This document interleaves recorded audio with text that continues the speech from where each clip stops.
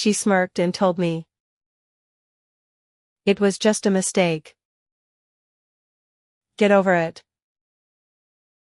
You're not going anywhere without the kids. She thought she had me trapped. That I was too weak to leave them. She laughed. But she had no idea about the job offer across the country. I'm on the living room floor with my kids. A sea of Legos around us. My son, who's 6, is trying to build a tower taller than his 4-year-old sister. And she's helping by handing him all the wrong pieces. It's chaotic and perfect. For a few minutes. I'm not a guy with a busted marriage. I'm just Dad. The chief architect of a very unstable rainbow-colored skyscraper. I'm completely in the moment. And it feels good. My wife comes in from the kitchen. She watches us for a second. Then sits down on the rug and pulls her knees to her chest. Smiling. That's not gonna stay up. You know. She says to our son. Teasing. He just grins and sticks another block on top. Of course. The whole thing immediately comes crashing down in a plastic explosion. And we all just lose it. My kids are shrieking with laughter. The deep belly laughs that only little kids can do. I'm laughing too. And for a second, my wife and I catch each other's eye. And we're both sharing the same genuine, happy moment. It feels like it used to. It feels normal. But then, it happens. Her laugh. It's the exact same sound that's in my head from when she confessed everything. In that split second, the living room dissolves. I'm not on the floor with my kids anymore. My brain flashes a different image at me. One I can't ever unsee. Our bedroom. The sheets a mess. And him. In our bed.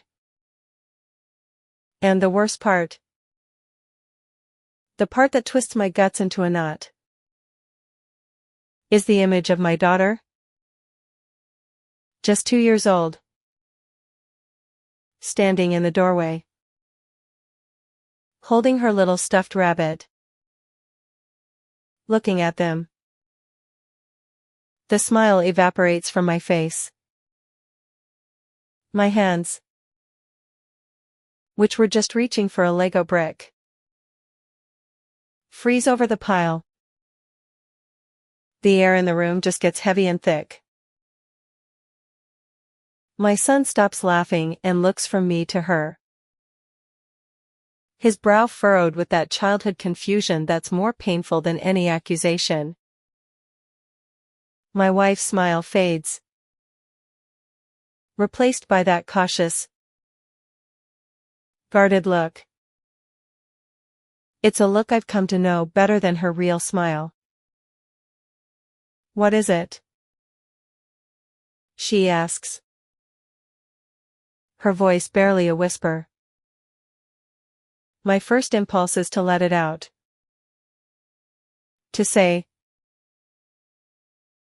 I was just enjoying a moment with my family and my brain decided to remind me that you're a whore. But what's the point? It won't change anything. It will just poison this room. Scare the kids. and launch us into the same fight we've had 100 times. A fight with no winner. So, I swallow it. I push it back down into that pit in my stomach where all the other memories live.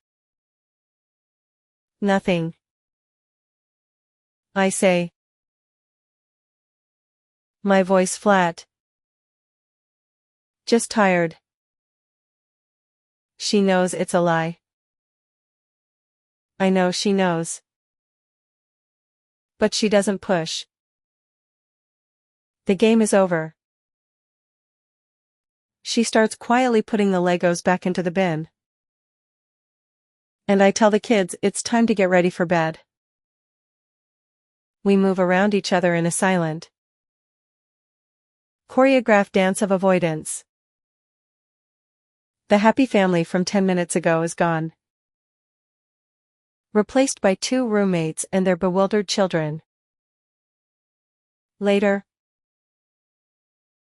sitting on the couch after they're asleep. The silence is deafening. I realize this is what it means to make it work. It isn't about healing. It's about pretending. It's 2 years of walking around with a gaping wound in your chest. Telling everyone you're fine. While you can feel it getting worse every single day. Is this really what the rest of my life is supposed to be? Just waiting for the next memory to come and shatter whatever brief moment of peace I can find. The email landed in my inbox on a Tuesday morning. The subject line was just offer of employment. My heart started hammering against my ribs before I even opened it. I knew what it was. But seeing the salary, the title, the relocation package laid out in black and white, it felt like a key being placed in my hand. A heavy, solid gold key that could either open a new door or lock an old one forever. I waited until the kids were in bed to tell her.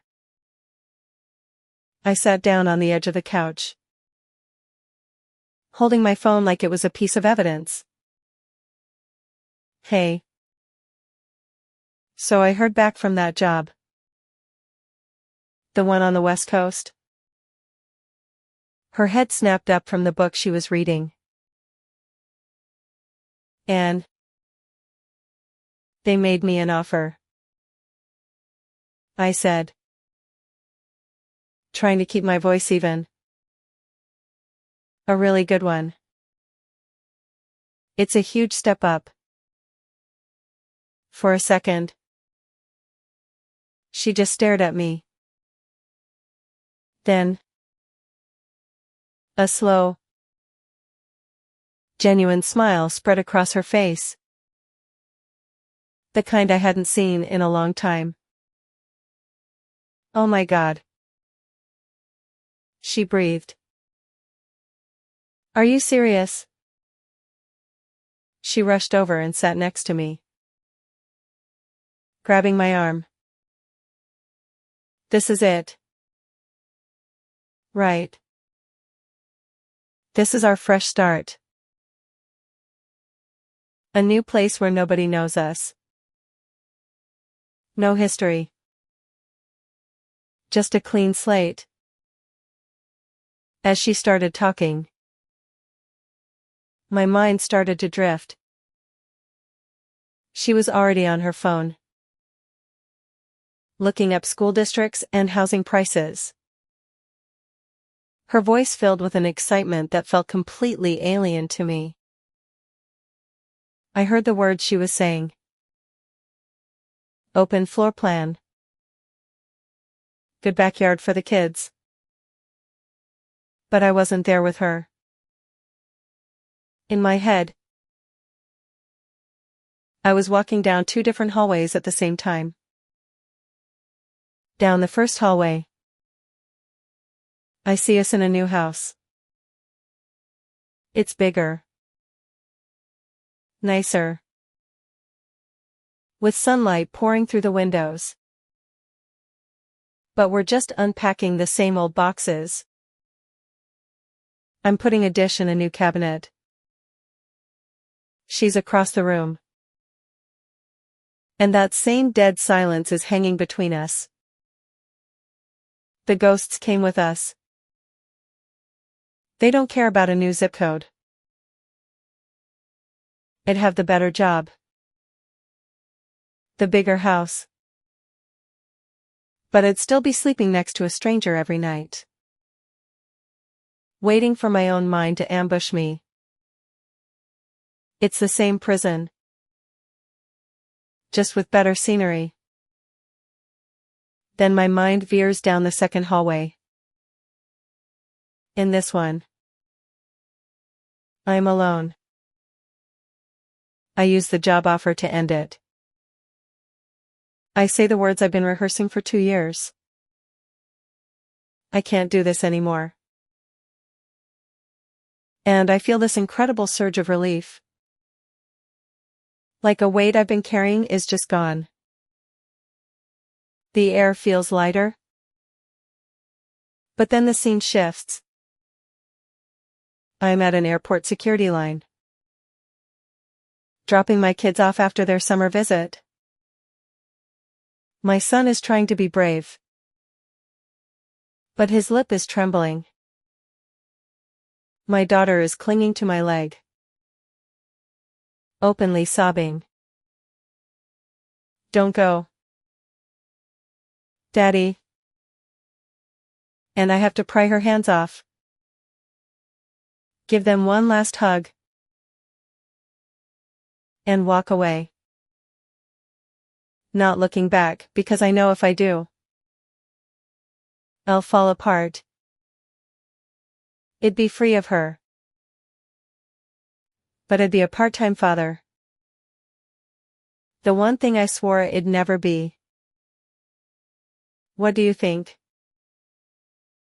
She asked, pulling me back to the couch. She was showing me a picture of a house on her phone. I looked at her. Then at the picture. A beautiful house for a family I wasn't sure existed anymore. This job offer isn't just a job offer. It's a choice. I can either move my whole family and sentence myself to a life of quiet misery. Or I can detonate my life. Get my freedom. And pay for it by losing my kids every single day. One path kills me slowly. The other rips my heart out in one clean shot.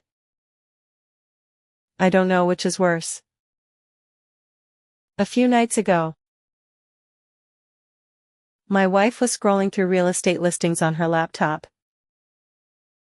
That same hopeful look on her face. You know, she said, looking over at me. This is going to be so good for us. A new city. A new life. This is exactly what we need to finally put the past behind us. She meant it to be comforting. But her words hit me with the force of a physical blow. In that one simple sentence, I understood everything. She thinks the problem is geographical. She thinks we can pack up our memories and leave them in the attic of this house like old photo albums. And I realized with this ice-cold clarity that she was completely wrong. The problem wasn't the past that lived in this house. The problem was sitting right next to me on the couch. You can't put the past behind you when you're married to it. I had to get out of there. I mumbled something about needing to run an errand and just grabbed my keys and left. I was driving on autopilot. The street lights blurring into long streaks. I wasn't going anywhere in particular.